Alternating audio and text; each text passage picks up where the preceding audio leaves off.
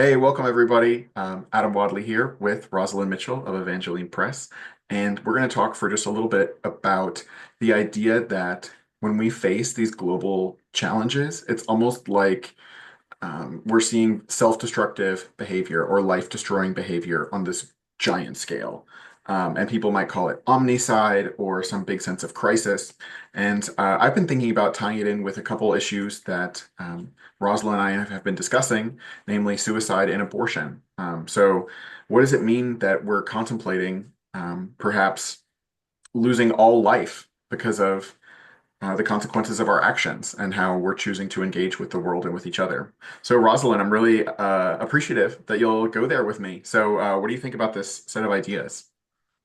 I think it's interesting because you said when we don't have the willingness to accept the gift of life from each other, we do risk, in your words, exterminating all of us through a mass suicide, a mass act of abortion, right?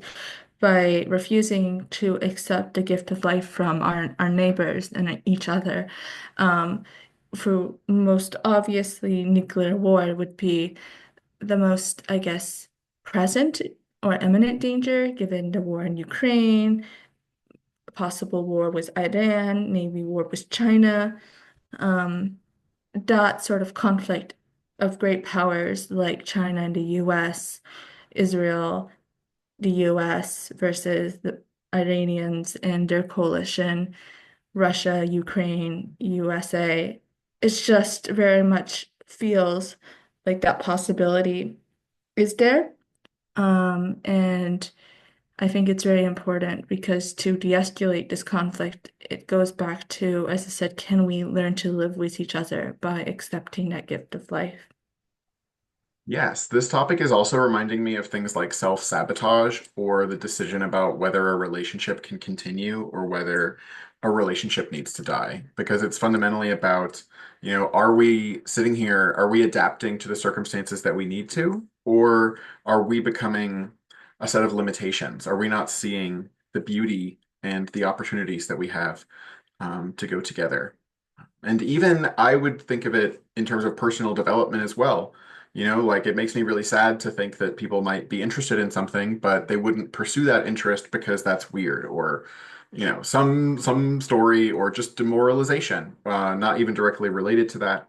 So I think it's very um, beautiful, on the other hand, to be encouraging and to see where different roads lead that have good vibes, and to follow this idea that we enjoy being here and that like life should be enjoyable and that everybody's experience in that regard is important and that we don't need to justify ourselves in terms of having some merit or feeding into some people's expectations in a beneficial way in order to deserve dignity and regard, especially as we see that, the systems that are judging whether we're good people are kind of leading to us being possibly all killed. So it just seems so absurd for us to judge ourselves for not fitting into something that really needs to be doing a better job of accommodating us.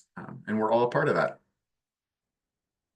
I find like the act of death itself is almost the opposite of love, of like giving oneself up for the love of another. So we can agree that ultimately we do want us to thrive.